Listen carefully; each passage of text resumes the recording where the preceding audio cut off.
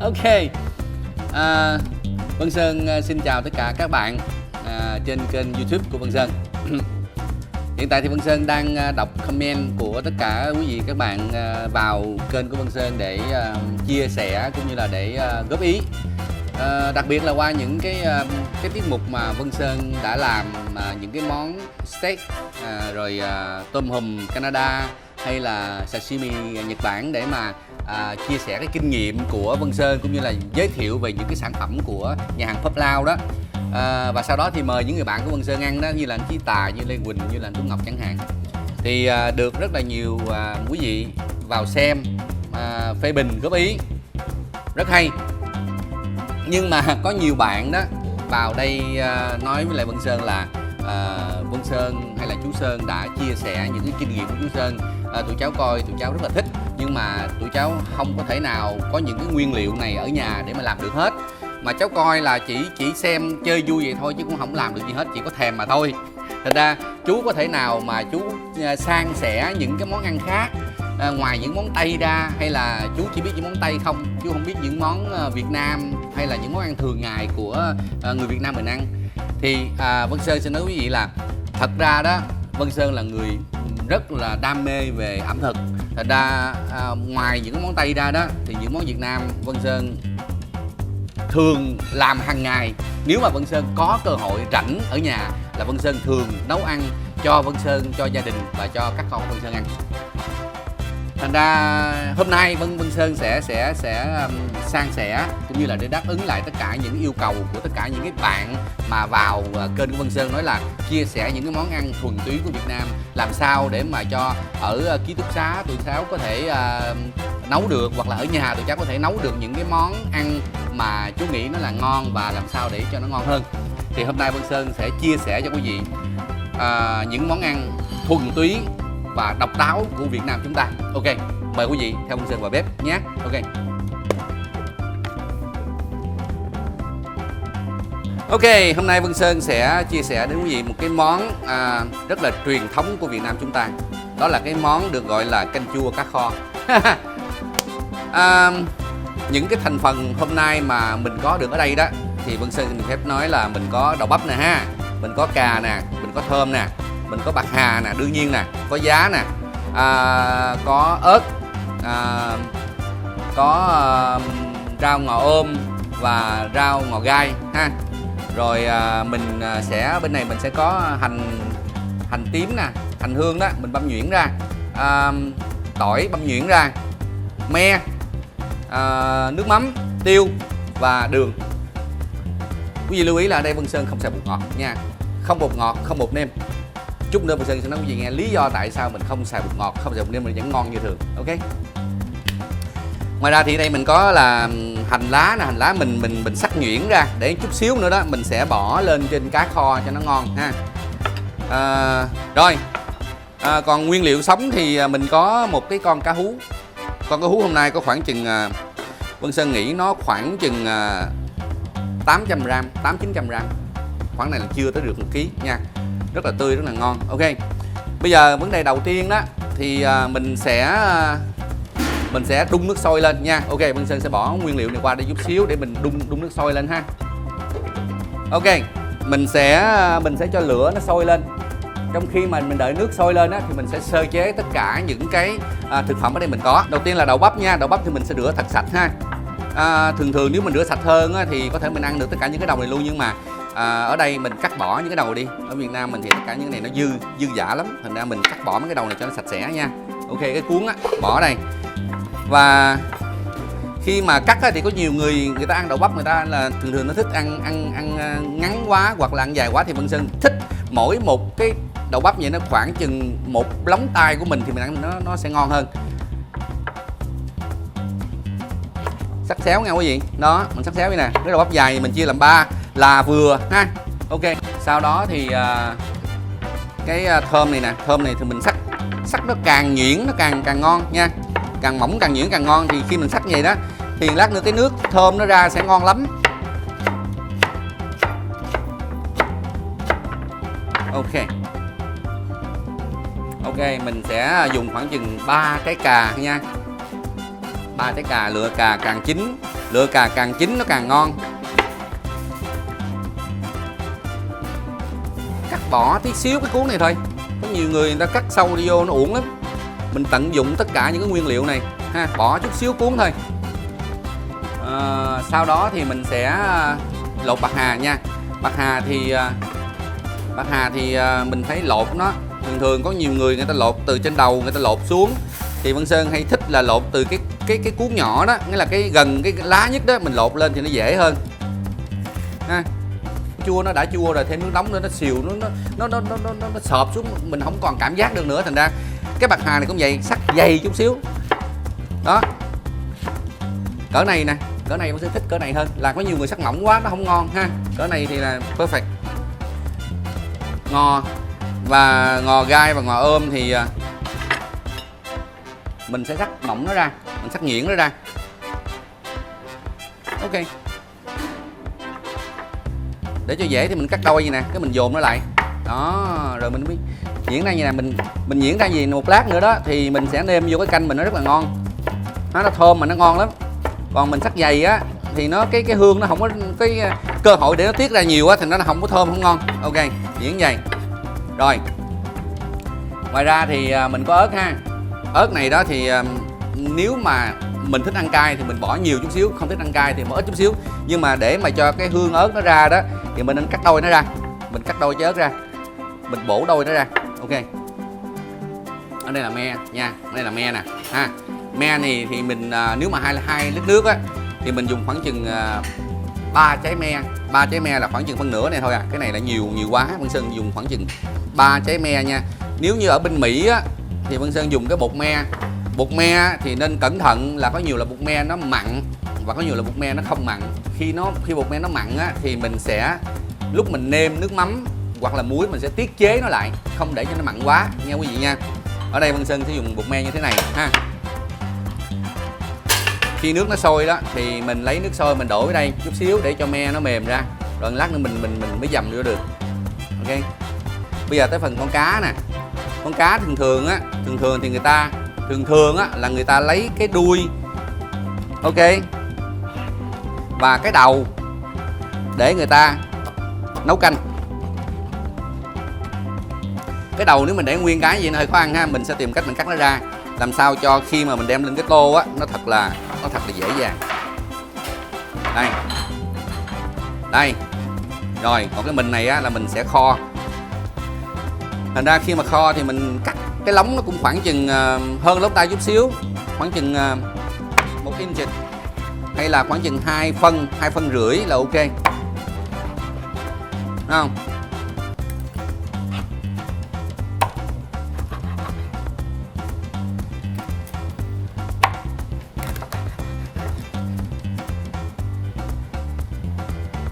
Ngon quá nè, tươi xanh luôn, ngon lắm.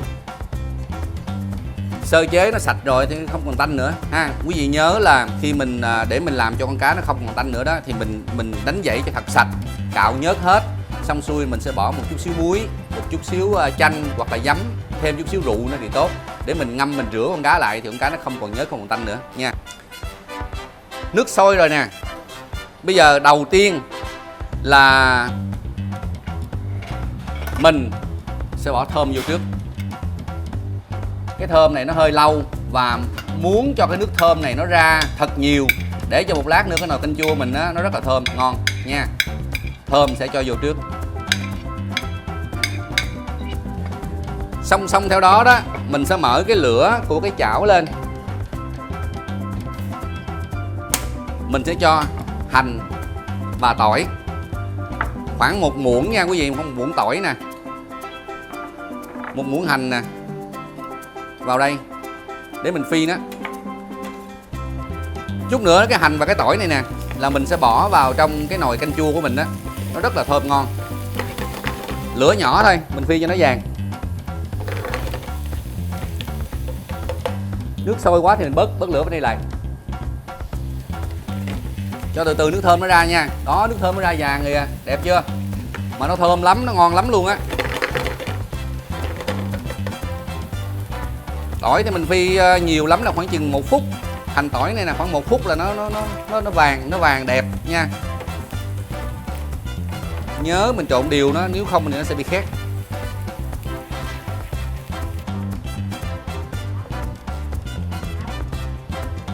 Đó, cái này một lát nè, bỏ vô lên trên canh nó ngon, nó thơm, nó dậy cái mùi lên ngon vô cùng luôn. Ok, tiếp tục mình dùng cái dầu này ha, mình vẫn dùng cái dầu này nha. Dùng cái dầu này với chảo đây mình sẽ bỏ cái con cá vô, cái đuôi cá và cái đầu cá để mình nấu canh chua đó. Bỏ vô đây. Tại vì khi mà cá này đó là mình luộc nó. Một là mình luộc nó ha. Hai là mình bỏ nó vào trong canh. Thành ra mình phải cháy nó bằng cái dầu tỏi như thế này nè, để cho nó bớt bị tanh đi. Rồi bắt đầu mình phải bỏ vô này nha. Ok. Vân Sơn thích cái dầu này lắm, nó rất là thơm. Thành ra bây giờ mình đừng có bỏ nó, mình để ở đây và mình đổ vô trong cái nồi canh của mình đó. Tuy là nó hơi cháy chút xíu nhưng mà nó rất là thơm. Khi mình ướp cá trước, mình dùng một cái tô hoặc là bất cứ cái gì cũng được, mình đựng mấy con cá này vô để mình ướp cá nè.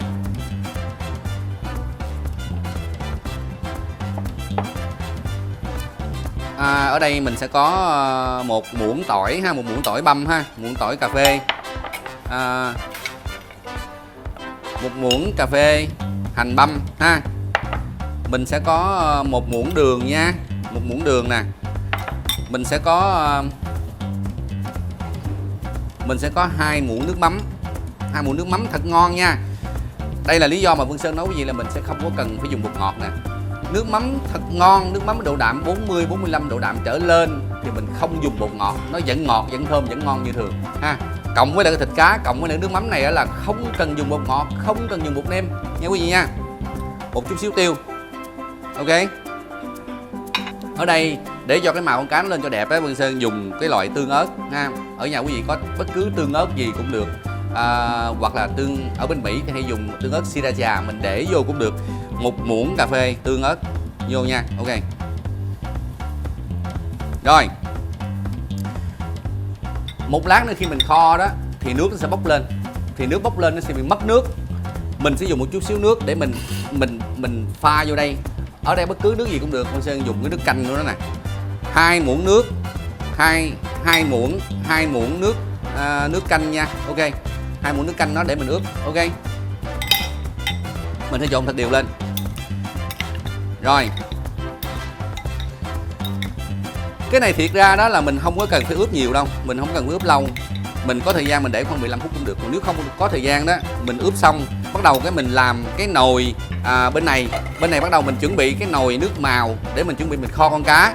Thì mình chuẩn bị như thế này. Rồi, 2-3 muỗng dầu ha. Xong thì mình sẽ dùng ở đây mình dùng khoảng chừng 2 muỗng đường, 2 muỗng đường cát trắng hay là đường cát vàng thì nó sẽ tốt hơn, nhưng mà không có đường cát vàng mà dùng đường cát trắng cũng được, không sao hết. Nó ra màu vẫn đẹp như thường. Nhớ là cái này á, khi mình làm nước màu mà mình làm với lại dầu á thì nó sẽ lẹ hơn là mình làm với lại nước lạnh nha. Mình làm nó lẹ hơn, thành ra ở đây á, nó cũng sẽ vàng lẹ hơn, thành ra mình phải rất là cẩn thận. Đó, bong bóng sắp lên đây nè. Khi bong bóng nó lên là coi như là được 80% rồi nha quý vị. Mình sẽ để hành vào nè,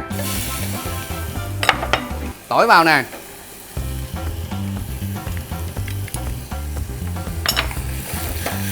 đó, cái màu đẹp ghê chưa. Đây nè, cái này là hứa hẹn một lát nữa cái nồi cá mình cái màu rất là đẹp, đẹp vô cùng luôn á. Rồi, tắt lửa nha, hoặc để lửa thật nhỏ ha. Bắt đầu mình cho cá vào nha quý vị. Cá vào đó thì mình nếu được đó thì mình cái nồi mình có thể mình, như Vân Sơn chia sẻ là mình để cái hành tỏi dưới nhiều á, một lát nữa cá nó sẽ nằm ở trên hành cái tỏi á, nó sẽ không có bị bể cá ha. Có nhiều người á, người ta kho này người ta lót một cái lớp thịt ba rọi dưới đó thì nó sẽ ngon hơn. Nhưng mà mình không ăn thịt ba rọi thì mình kho như vậy thôi cũng được hết, không sao. Toàn bộ tất cả những nước này nè mình đổ nó vô. Nhớ nha, nhớ là trong lúc mà nó còn sống nè, nó còn cứng mình chở nó được. Còn một lát nữa đó mà nó mà chín rồi đó là mình chở nó sẽ bị bể nha quý vị. Mình qua mình lo tới cái nồi canh chua của mình nha. Ok, canh chua mà thành ra mình phải canh cái độ chua của nó trước. Ok,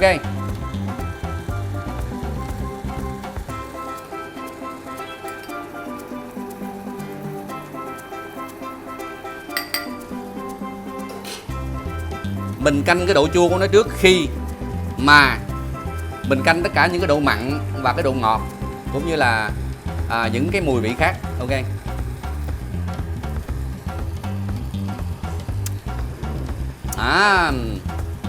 Cái độ chua vừa ý muốn rồi phải không? Bắt đầu cái mình chơi qua tới nước mắm. Nước mắm thì mình sẽ dùng khoảng chừng, ở đây Vân Sơn dùng khoảng chừng, hồi nãy mình dùng 2 lít nước thì ở đây mình có thể dùng 3 muỗng nước mắm hoặc là 2 muỗng nước mắm, nước canh nước mắm cũng được ha. 3 muỗng nước mắm đi. Và khi mà nước mắm của mình ngon á là cái lý do mà mình sẽ không cần dùng bột ngọt, không cần dùng bột nêm, không cần dùng bột ngọt, nó vẫn ngon, vẫn ngọt như đường. Nước cá nó ra nè ha, tôm nó ra nè, thịt nó ra nè, tất cả mọi thứ nó ra, cộng với lại cái nước mắm của mình nữa là tuyệt vời. Mình để bắt đầu nè, những cái mà khó chín mình để vào trước nè. Có nhiều người ta thích để đậu bắp vô trước, nhưng mà Vân Sơn thích để cà vô trước, tại vì cà nó cũng sẽ ra một cái hương vị chua và nó hòa quyện với lại cái hương vị chua của chanh, nó sẽ rất là ngon. Vân Sơn muốn cho cái lượng đường nó bằng với lại cái lượng của nước mắm nha. Hồi nãy mình bỏ từ 2 cho tới 3 muỗng nước mắm thì ở đây mình sẽ cho từ 2 cho tới 3 muỗng đường. Cái nồi canh chua này á, mỗi lần mà khi mà nấu cái nồi canh chua này đó thì Vân Sơn nhớ tới bà ngoại của Vân Sơn. Bà ngoại của Vân Sơn là người Bạc Liêu, và khi bà ngoại Vân Sơn nấu cái nồi canh chua này đó thì bà ngoại Vân Sơn nói là cái nồi canh chua này là cái nồi canh truyền thống của người Việt Nam chúng ta. Người Bắc á, họ ăn cái khẩu vị nó hơi khác chút xíu, hơi mặn chút xíu. Người miền Trung thì ăn hơi chua chút xíu, nhưng mà người miền Nam chúng ta đó thì ăn nồi canh chua mà cho đúng á là mặn, ngọt và chua, ba cái nó phải cân bằng với nhau. Và cái cân bằng với nhau giữa mặn, ngọt và chua nó rất là khó. Thành ra mỗi một người có cách nấu khác nhau. Nếu quý vị muốn ăn chua thì sẽ thêm chanh, thêm me. Muốn ăn mặn hơn chút xíu thì thêm nước mắm, muốn ngọt xíu thì thêm đường nha. Vậy thôi chứ không có gì hết. Rồi, cái kế tiếp mình bỏ vào, nó sôi lên mình cứ bỏ một cái kế tiếp vậy. Bỏ đậu bắp vào nha. Đợi nó sôi lên. Mình đợi nó sôi lên, mình sẽ bỏ những cái phần còn lại là những cái phần mà nó rất là dễ chín. Đó là bạc hà và giá. Tắt lửa nha quý vị.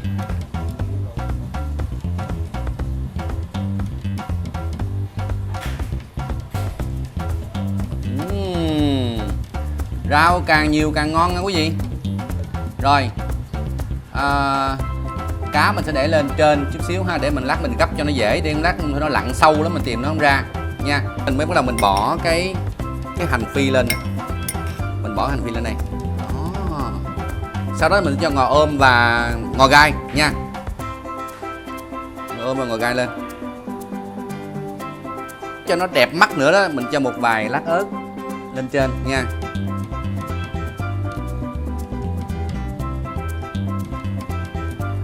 Gấp mấy cái khứa cá này ra.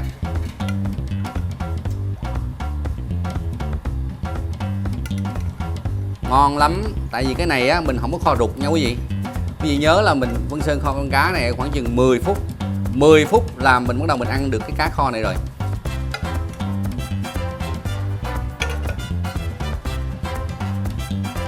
Toàn bộ tất cả những cái nước đó mình tưới lên trên nè. Ui cha ơi, nó kẹo nó ngon rồi chưa. Cha.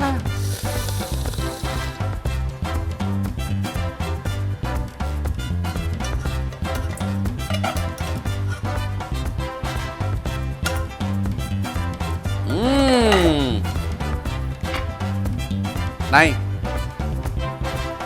Hành hương lên. Để cho mình ăn với lại cá kho đó thì mình cần có cái gì mình quẹt quẹt đó, thì dưa leo là một cái món mà hợp lý nhất. Nhưng để cho dưa leo mà chấm vô cá kho mà nó lấy được cái nước cá kho cho thật nhiều á, thì nó có cách của nó. Ok, Vân Sơn sẽ làm cách như thế này ha. Trái dưa leo nha, rửa sạch, rửa thật sạch nha quý vị. Mình dùng cái nĩa nè ha, cào cái vỏ nó. Thay vì mình gọt cái vỏ bỏ gì, đừng có gọt cái vỏ bỏ uổng lắm nè, cào cái vỏ nó như nè. Đó. Quẹt giống như mình quào nó vậy đó. Ok. Rồi.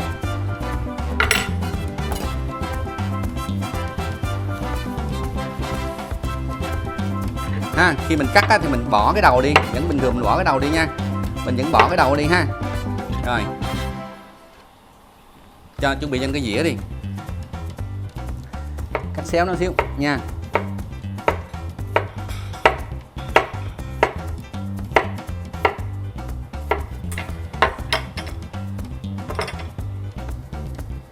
Ok.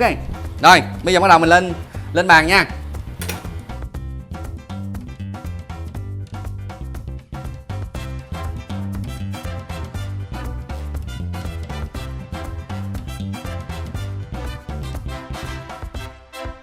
Còn gì bằng nữa. Đây là một trong những cái món ăn hàng ngày mà người Việt Nam của mình thích nhất. Không phải người Việt Nam thích không, mà Vân Sơn và các bạn cũng đều thích món này đúng không? Canh chua cá kho rất là truyền thống, rất là traditional. Và cái này ăn lúc nào cũng được hết nha. Ăn trưa cũng được, ăn tối cũng được. Thậm chí mấy lần mà Vân Sơn đi hát về khuya đó, thậm chí ở nhà có sẵn bài ăn vẫn ngon như đường. Vẫn đi qua phương trời Tây, đi Mỹ, đi bất cứ nơi nào, về ăn tối mới ăn được nồi canh chua cá kho là ôi perfect. Không nói nhiều nữa. Ok, đầu tiên mình phải thử một cái miếng nước súp trước ha. Hồi nãy Vân Sơn nêm nếm nhưng mà chưa có thử sau khi mà mình hoàn thành tác phẩm của mình. Ok, đầu tiên mình thử này nước súp trước nè, nước canh chua của mình nè.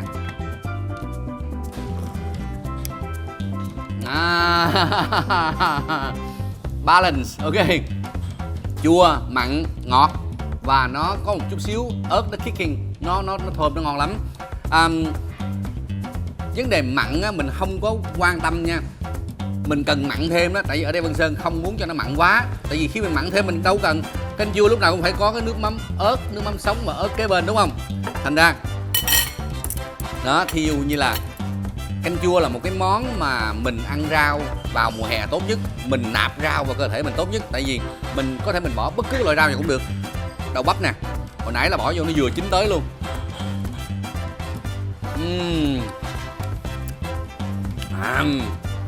Ngon lắm. Ok, miếng cá nữa nha. Miếng cá. Cá đây, đem vào đây mình vẽ nè. Trời đất ơi, cá hú nào đó. Mình luộc vừa chín tới ha. Chấm vô nước mắm. Nước mắm mà đủ độ đạm nha. Chấm vô.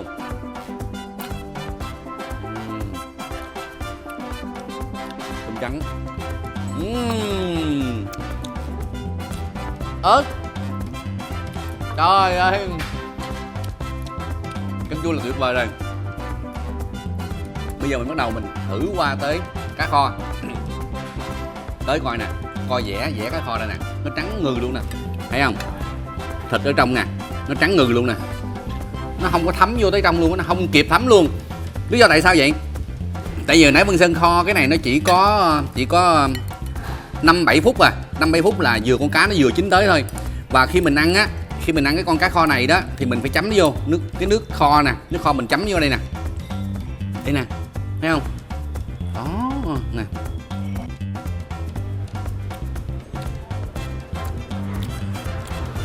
Vừa ăn ngon lắm. Miếng nữa.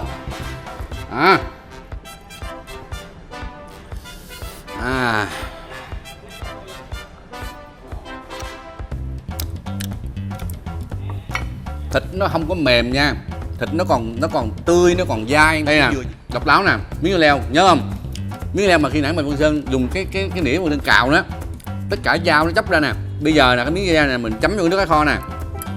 Đó. Thấy không? Cái da của nó đó, hồi nãy nó cào ra đó, bây giờ nó thấm, bắt đầu nó giữ cái nước cá kho này. Nó giữ vô này, bắt đầu mình mới ăn vô nè. Tuyệt vời. Ok. Đừng có nói là Vân Sơn không biết nấu món Việt Nam nha. Từ đây về sau Vân Sơn hàng ngày nếu mà được á, Vân Sơn có giờ rảnh á, những món ăn Vân Sơn nấu cho Vân Sơn cũng như cho gia đình bạn bè ăn trong nhà đó, Vân Sơn sẽ có dịp san sẻ với quý vị. Nhiều món Việt Nam mình ngon lắm và nấu làm sao cho nhanh, cho gọn, cho lẹ để mình ăn xong, nạp năng lượng xong đi làm. Hẹn gặp lại quý vị trong những lần quay kế tiếp. Nhớ là bấm subscribe để được xem những clip Vân Sơn bỏ lên. Quý vị là những người đầu tiên được xem. Ok.